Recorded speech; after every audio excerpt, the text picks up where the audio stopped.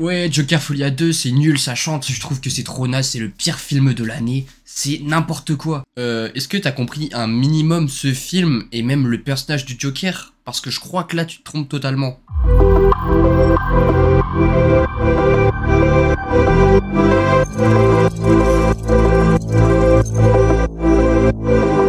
Bonjour à toutes et à tous, j'espère que vous allez tous très bien. Hier j'ai eu la chance de découvrir Joker Folia 2, la suite tant attendue ou pas.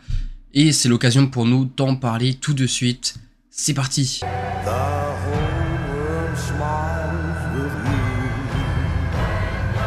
Joker Folia 2 est la suite au premier film sorti en 2019 réalisé par Todd Phillips qui était ma foi génial.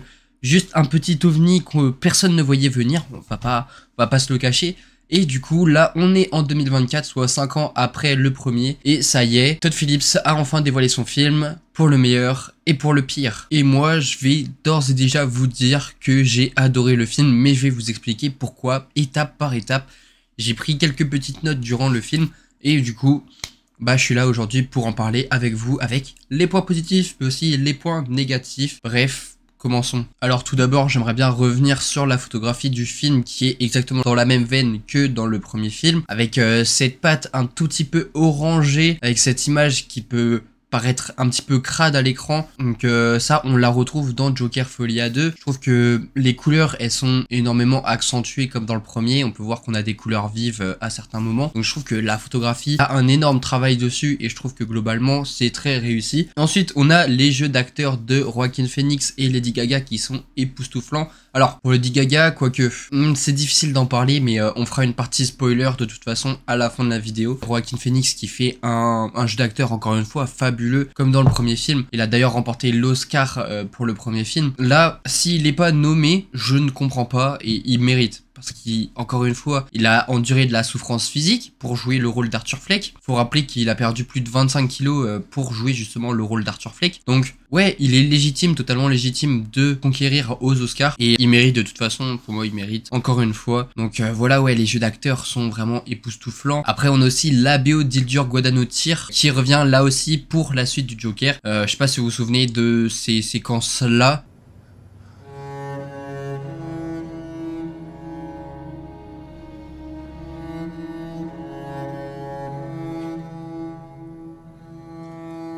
Où en fait justement elle va jouer du violoncelle, enfin voilà. C'est de la musique qui vient taper énormément dans les basses, qui vient presque justement mettre l'ambiance, poser le décor. Je trouve que, encore une fois, elle fait le taf dans ce film-là. Après c'est exactement les mêmes musiques que dans le premier, juste là, elle va rajouter 2-3 petites notes de différentes pour aller dans le 2 pour pallier à ce besoin-là. Non, ça fait le taf, c'est toujours un plaisir de la retrouver parce que pour moi, c'est une bonne compositrice, elle fait des bonnes BO, c'est elle qui avait fait la BO de Tchernobyl et j'avais bien aimé. Donc là, oui, je suis content de la revoir encore une fois, je trouve que c'est plutôt bien. Alors oui, comme évoqué dans cette petite introduction, le film Joker Folia 2 est une comédie musicale et justement, j'aimerais bien revenir sur cet aspect-là parce que je trouve que c'est inadmissible qu'il y ait des personnes qui partent en plein milieu des séances. Je ne comprends pas pourquoi. Est-ce que c'est le mot comédie musicale qui vous fait peur à ce point-là? Parce que aller voir des films, des chefs-d'œuvre comme La La Land ou encore West Side Story, c'est des pépites et ça vaut le détour. Et là, encore une fois, Todd Phillips nous livre un pari qui est assez risqué. Il va s'attaquer cette fois à la comédie musicale. Et moi, je vous le dis d'ores et déjà que son pari est remporté haut la main. Alors, il va mélanger pas mal de styles qu'on peut retrouver dans les différentes comédies musicales de l'époque, que je n'ai pas vu, qu'il faudrait que je regarde, mais je sais qu'il s'est notamment inspiré des Parapluies de Cherbourg. Todd Phillips va utiliser la comédie musicale pour cette suite de Joker. Et moi, je vais parler un petit peu des choix des chansons qui sont utilisées dans ce film parce qu'elles sont cohérentes avec les actions qui se sont passées, qui se sont déroulées, ou alors les actions qui vont se dérouler par la suite. Je trouve que là, il y a une réelle cohérence. Et justement, avec le choix des chansons, on a la mise en scène. La mise en scène qui est, encore une fois, bien travaillée, je trouve. Je trouve que là, oui, il y a cet aspect comédie musicale. Donc, vous savez, on sera sur des petits plateaux qui sonneront faux, mais ça c'est pas grave parce qu'en fait ils veulent pousser le délire de la comédie musicale pas très loin, c'est pas assumé pleinement, mais je pense qu'il y a une volonté derrière de vraiment revenir sur cet aspect terre à terre, sur ce Gotham qui est sale, sur cet univers qui veut s'acharner sur Arthur Fleck ou d'autres personnages. Je trouve que justement la mise en scène était vraiment bien gérée, je trouve que les scènes justement où bah, les personnages se mettent à chanter, c'est cool. Il y a vraiment un travail qui a été fait au niveau de Lady Gaga et de Joaquin Phoenix. Donc là, je tiens à saluer Todd Phillips justement pour sa mise en scène que je trouvais juste cool, je trouve ça top. Ce film va d'ailleurs mélanger comédie musicale et film de procès. Donc à la première moitié, vous allez retrouver pas mal de scènes musicales et de l'autre côté, vous allez retrouver dans la deuxième partie des scènes de procès. Mais au bout d'un moment, les deux vont s'entrechoquer, mais je trouve que le résultat, ça va. C'est plutôt bien amené, mais ouais, on a de la cohérence avec le premier opus. Donc on va retrouver des personnages qu'on a pu retrouver dans le premier, comme Gary, ou encore la voisine du bâtiment de Arthur Fleck. Donc c'est plutôt cool de les revoir. En plus, bah là, ils vont témoigner à la barre contre Joker et Arthur Fleck.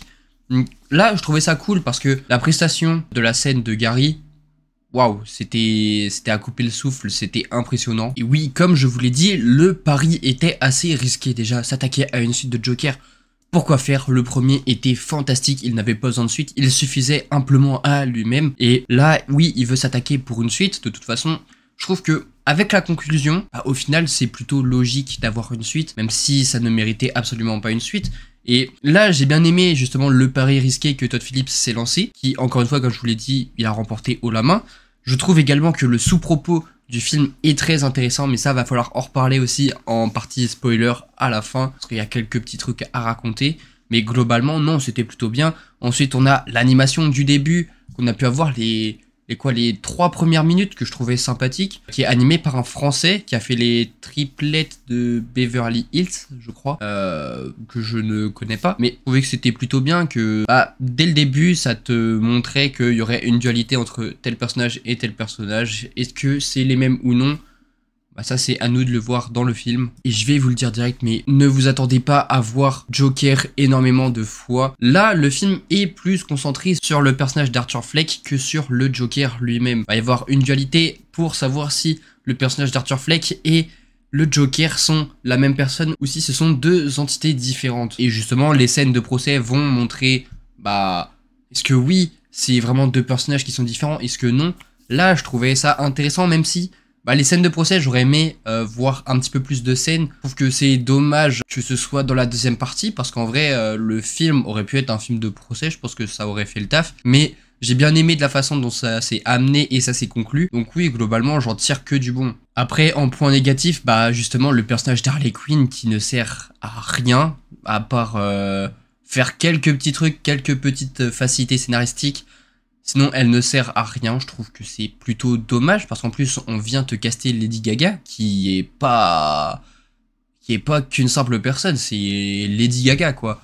Et là, elle va justement endosser le rôle de Harleen Quinzel et bah, elle est là que pour chanter et c'est dommage. Franchement, on la supprime. Le film est tout aussi excellent. Et là, bah, il va falloir souligner ce point que la communication du film est catastrophique. Ne pas dire que c'est une comédie musicale, je trouve que c'est la plus grande erreur de la communication, parce que justement, déjà, c'est se tirer une balle dans le pied avant même d'aller voir le film, parce qu'en fait, bah justement, les gens, ils vont découvrir que c'est une comédie musicale et ils vont partir. Quand on connaît le succès qu'a eu Wonka, qui a fait plus de 500 millions au box-office, là, il y avait possibilité de faire exactement la même chose. Alors oui, c'est beaucoup moins que le premier Joker qui a fait 1 milliard de dollars au box-office, l'ancien plus grand film R-rated, parce qu'aujourd'hui, c'est Deadpool et Wolverine. Et là, bah, c'est mal barré parce que pour l'instant, il a fait 40 millions de dollars d'exploitation pour son premier week-end aux États-Unis.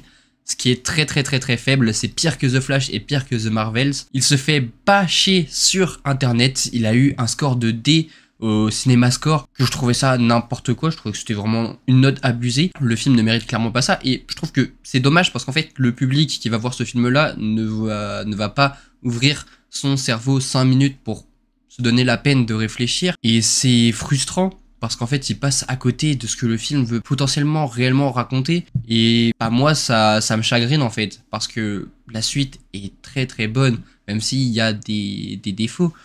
Donc voilà, c'est les points négatifs. Il y en a quelques-uns que j'évoquerai dans la partie spoiler, parce qu'il va falloir en parler. Mais ouais, je suis un petit peu triste en fait de ce qui se passe autour de ce film-là, autour de la communication, du marketing, de comment est vendu le film, même de la tournée presse. Je trouvais que c'était catastrophique. Donc c'est dommage. Mais oui, globalement, le film, pour moi, il est top. Je trouve que Todd Phillips a réellement réussi son pari. Je Je trouve que c'était réalisé haut la main. Il y avait de bonnes idées, de très bonnes idées.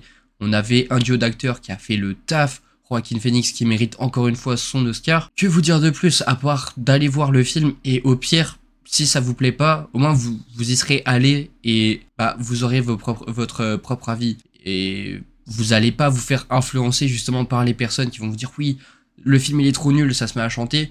Parce qu'en fait, ces personnes-là, c'est des personnes qui sont restées 15-20 minutes dans le cinéma, ils ont vu que ça chantait, ils ont dit c'est pas pour moi, le Joker il est pas censé chanter, allez hop je pars. Alors que le Joker, quand vous voyez ces adaptations que vous pouvez avoir au cinéma, il a cet aspect de comédie, enfin, le Joker c'est normal qu'il chante, c'est une évidence qui danse, qui fait des claquettes. Voilà, je peux pas trop vous dire grand chose, mais au pire, allez lire des comics directement. Vous retrouvez de nombreuses histoires où le Joker va se mettre à faire des choses comme ça, et pourtant ça a dérangé personne. Il y a de très bons récits là-dessus. Donc oui, je trouve que c'est dommage ce que Joker Folia 2 est en train de subir, et allez voir le film, c'est tout ce que je pourrais vous dire. Allez voir le film. Voilà, c'est la fin pour la partie sans spoil. N'hésitez pas à vous abonner à mes différents réseaux, Critique du Bas Comics. Je suis sur Dailymotion, Instagram, TikTok et YouTube. Bref, merci infiniment et on se retrouve bientôt pour de nouvelles critiques. En attendant, bah nous, on va partir en côté spoil. C'est parti.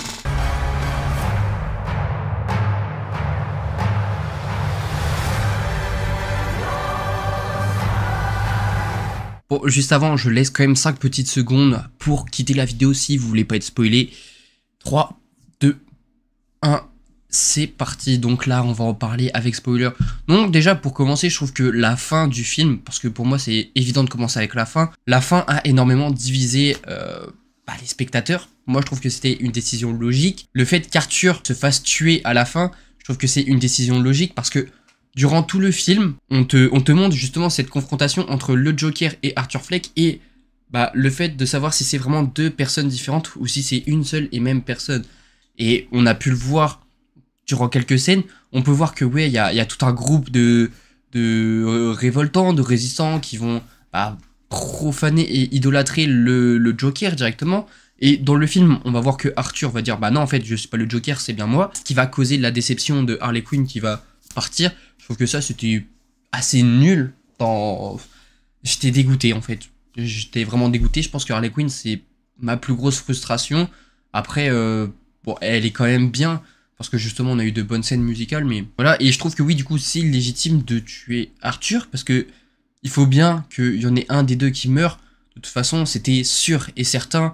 Vu comment le premier se finissait, là le second pour moi c'est une fin qui est logique. Parce que dans le premier, Arthur crée le mouvement, il devient le symbole du Joker. Et dans le second, il est mort. Et il est mort mais derrière lui il laisse justement l'héritage du Joker. Et le Joker dans cet univers là c'est juste un groupe qui va idolâtrer et profaner quelqu'un, en l'occurrence le Joker. Donc n'importe qui peut être le Joker dans cet univers là et on le voit à la fin. Il y a quelqu'un qui vient se couper les lèvres de chaque côté, qui est un petit clin d'œil justement au The Dark Knight de Christopher Nolan. Et non, oui, ça nous montre bien que chacun peut devenir le Joker du jour au lendemain, que c'est juste un symbole, que c'est pas une seule et même personne. Et pour moi, c'est évident de tuer Arthur.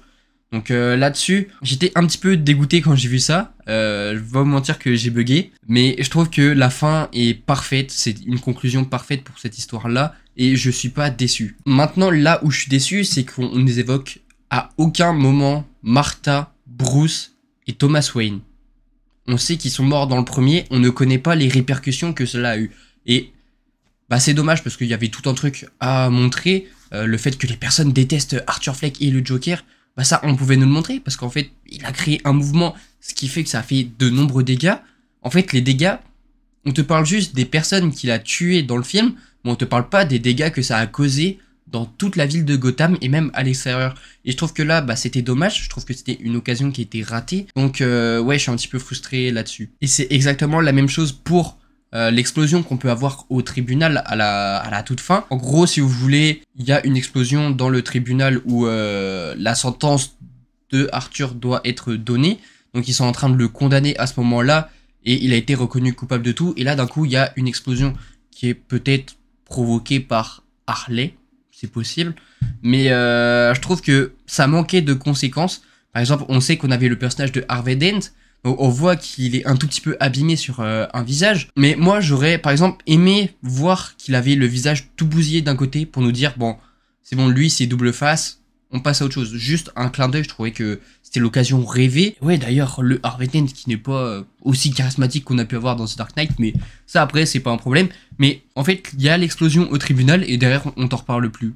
Là, Arthur, il se fait évader par des mecs qui sont en train de le profaner. Hop, ça y est, ils partent, ils prennent un taxi. Au final, Arthur, il se rend compte que wow, c'est une erreur ce qui se passe. Du coup, je m'enfuis en courant. Et on te révoque pas du tout l'explosion au tribunal avec peut-être les morts qu'il y a pu avoir, les blessés.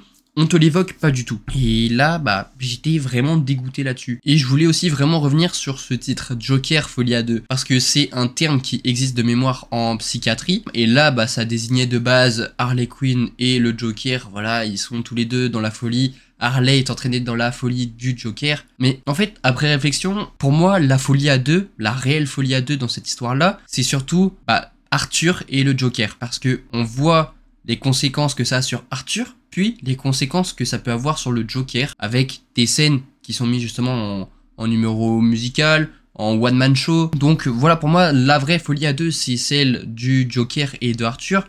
Et j'ai bien aimé le propos de ce film-là, qui traite justement de la double identité, de savoir si c'est vraiment la même personne ou non. Donc ouais, je trouve que c'est bien, mais ça pourrait aller un tout petit peu plus loin devant au niveau du propos. Je lui ai mis la note de 4,5 sur Letterboxd, je trouve que c'était plutôt réussi, et il ne mérite absolument pas son bashing sur internet, c'est pas justifié, c'est de la violence gratuite, tout ça parce que ça chante, ça déplaît aux personnes.